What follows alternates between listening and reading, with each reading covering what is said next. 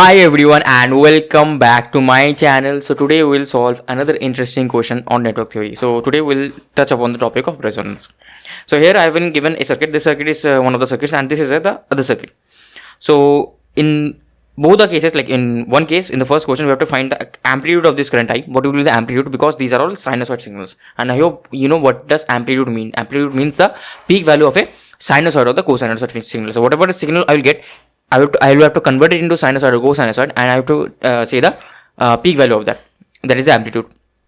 And in this particular question, I just have to say the gain of the transfer function at j omega, that is omega equals to 1. So try to pause the video and solve it by yourself, and then I will solve. So these are pretty simple questions, not that difficult. So it will not take us much amount of time. So here in the first question, if I see that this circuit, right, is some familiar circuit, because I think you have studied a circuit like this where I had 3 resistors, okay, and all 3 of them were almost parallel to each other. But are they parallel here? So if I observe, this is sin t and this is also cos t, right? So this is a what is the impedance provided by it? It is J4 plus J4. And what is the impedance provided by this? It is minus J4. So these and these are cancelling each other out. So this is not open circuit, this is actually short circuit. So basically this will become short circuit, because plus J4 and minus J4 will become 0 J, right? 0 J means simply short circuit, it is not infinity. So it will overall become 0 J. Okay, so this is short circuit. So anyways, this is short circuit. So overall this signal comes here and this signal is here. So I can directly write the expression for I of t. But you didn't have to do this, right? Even if the signal was not even frequency of 1, still this potential node potential voltage would have been 5 sin of t, because this potential is anyway shorted, so it doesn't matter. So you didn't have to think about this particular branch as well, okay? But if current has been asked in this branch, then you have to think like what will be the current here. So that is for another day. So this becomes fairly straightforward, right? Because at this node I have a current, I have a voltage of 5 sin t. At this node I have a voltage of 12 cos t. So the I of t will be 5 sin t minus 12 cos t divided by 1 ohms.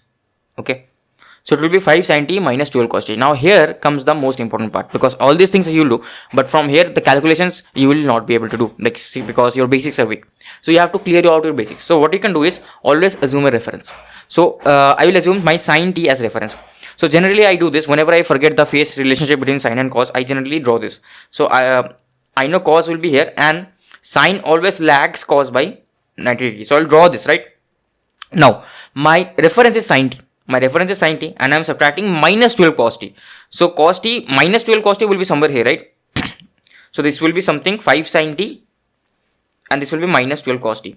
Okay, so the length of this particular vector is 12 and length of this is actually 5, right? This is 5.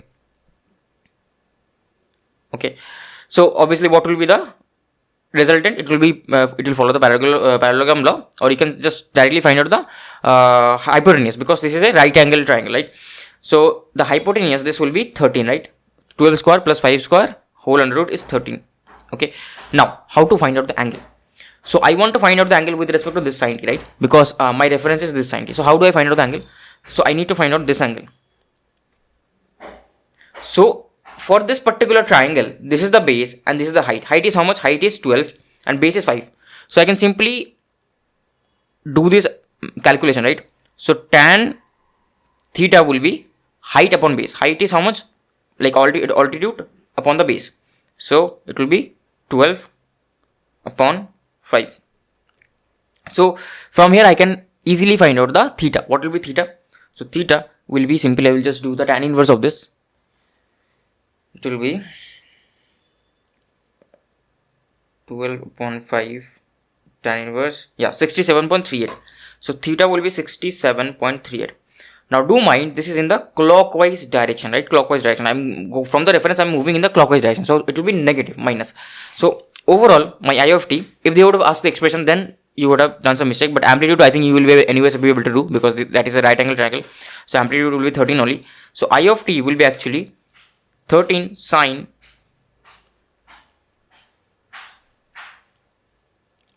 theta minus 67.38.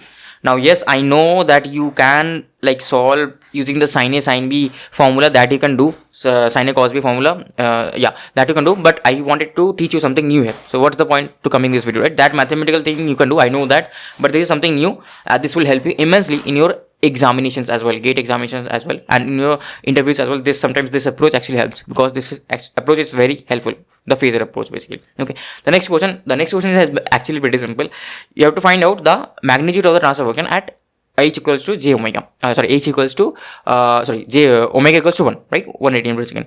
So here if I observe at omega equals to 1, what is happening? At omega equals to 1, if I just look on this parallel combination on isolation, right, this will be what? This will simply be omega L. Okay, like let's assume this as z1, this as z2, z1 and z2 divided by z1 plus z2, correct? So if I look at the bottom, right, z1 plus z2, what will it will become? It will again become 0. Why? Because omega into, it will be like this one, z2 will be plus j omega into 4, that is plus j4, and this will be minus j by c, right? And it is 0.25, so it will be minus j4. So plus j4 minus j4 overall becomes 0. So this will be something finite and this will be infinite. So this will become 0. So if this goes to 0, obviously I get infinity. So I am getting infinity. So this will be open circuit. So no current will flow through here. No current will flow through here. Same for this as well. No current will flow through here. No current will flow through here. No current will flow through here. So all these, right, all these are in series. So if like you can simplify this you assume as z, okay, because all of them are same only. So this, all this will be also z. So overall my circuit will be simply simplified into this particular thing. This is z, okay, this is z. How many z's I had? I had 1 2 3 4 5. So this is z and this is also z, okay, and this is my Vi and this is my Vo.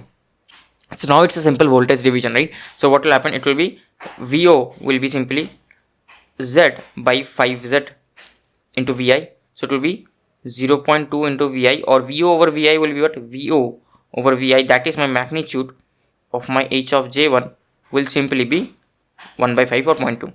Okay. So this question is rather simple, not that difficult.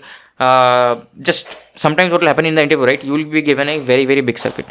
What you have to do at that point of time is don't get scared. Okay, that is the only solution that I can give. Don't get scared from all those things.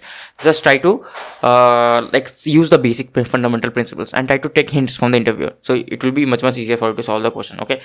So yeah, that's it basically for this lecture. And if you want to prepare with us for placements, VLSI placements and GATE, you can go and visit our website prepfusion.in. All the information will be present on the description below. And obviously if you want to have a personal guidance or personal talk with me, you can talk me with at TopMed. So you can visit the TopMed link as well. All those things will be present in the description.